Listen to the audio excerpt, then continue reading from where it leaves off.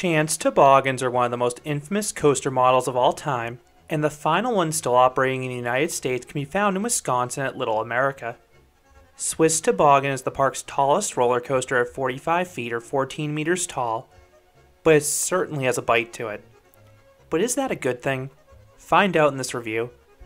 This particular installation started off at Dogpatch USA in Arkansas, where it ran from roughly 1970 until 1988. During this time, it was named Earthquake Magoon's Brain Rattler, which is one of the best coaster names ever. It's just so goofy, and it describes the experience perfectly. It was then relocated to Seven Peaks Water Park Duneland in Indiana for a very short stint before that park closed after the 1990 season. A recently opened park in Wisconsin named Little America then swooped in and bought both of the park's adult roller coasters. Toboggan was the pricier of the two, costing $30,000, but that was a fraction of what you'd have to pay for a new coaster. The Swiss Toboggan opened at its new home in 1993. Chance built 32 of these toboggans, mostly in the 1970s. Most of them have been scrapped, but a few still operate on the fair circuit. One additional one is in storage, and another one is opening this year at an indoor amusement park in Brazil named Animalia. These super compact coasters were designed to be transported. Most of the coaster takes place in and around a central column. Then the ride is a final series of bunny hills that wrap back around to the station. The ride looks pretty cool off-ride, as that never-ending helix around the tower is mesmerizing to watch. The ride does look dated though, and every bit as old as it is. This ride is awful capacity. Each car seats up to 2 riders, but if you try to cram 2 adults into one vehicle, it is pretty darn cramped. Little America has 2 cars on the course, but they wouldn't load the next vehicle until the prior one completed the course in full and was unloaded. So the ride would have the same capacity with just 1 car.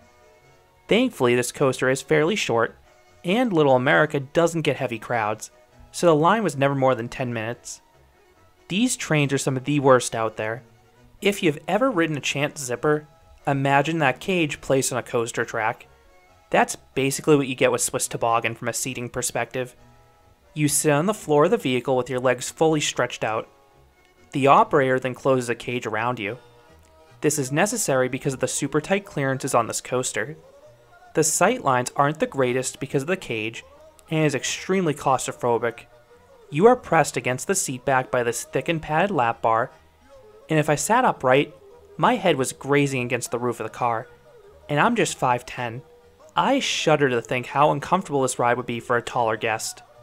The most important tip I can give you is the slouch downwards. If you cannot get some space between your head and the car's ceiling, you are in for a rough time. I wouldn't be surprised if this coaster has caused some concussions over the years. Once dispatched, you slowly roll into the center column and ascend the world's most frightening vertical lift. The element is far more common nowadays, but is typically found in ultra-modern steel coasters. This one looks and feels antiquated. I think this model was the first ever to feature a vertical lift, so you spend the whole lift praying those anti-rollbacks work and do not fail you. Especially because the ride-op kept looking in the tower before dispatching a train. When you emerge, you descend the tower. It is one continuous spiral. You wrap around the tower at least 6 times, gradually building up speed.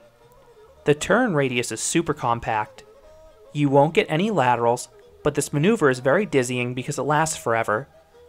Everything up to this point is reasonably smooth and comfortable, well beyond the seating position. But this finale is one of the most uncomfortable of any coaster. If your head is by the car's roof, I take pity on you. 99% of the time, I want airtime. Usually the more the merrier, the stronger the better. But this is the 1%. You do not want airtime on this coaster, and unfortunately it has some. With a full head of steam, you snap down the steep dip. It is super sharp, and it does unfortunately pop you out of your seat. So hopefully you have clearance with the roof, or else you're going to get your bell rung. You then abruptly shoot upwards into a turnaround, again getting another abrupt pop of airtime. You then have one last bunny hill, getting no airtime. This 3-drop sequence is also pretty shaky. Just look at my on-ride POV. This was taken with a chest-mounted GoPro with Hyper Smooth on. It will rattle you good.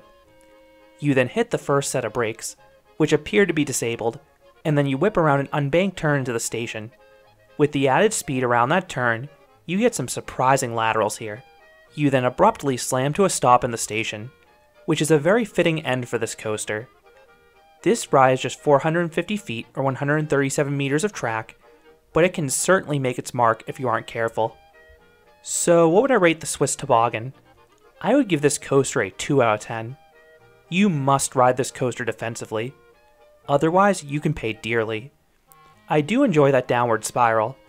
It messes up my equilibrium more than most flat rides, but that final sequence is always looming in the back of my mind.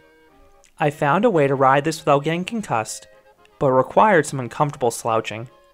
I'm not surprised this has become a super rare coaster model. It is very rough around the edges. If you haven't ridden a Chance Toboggan, I don't think you're missing anything, unless you want a candidate for the bottom of your coaster ranks. But this one is near the Wisconsin Dells if you find yourself in the area, and honestly, I don't know how much time this coaster is left. So those are my thoughts on the Swiss Toboggan, one of the jankiest rides out there. Have you ridden one of these Chance creations? If so, let me know if you found the experience rough or uncomfortable. If you enjoyed this review, I'd appreciate it if you gave this video a like, and you considered subscribing, because there'll be a lot more roller coaster and amusement park videos here at Canobie Coaster. Thanks for watching.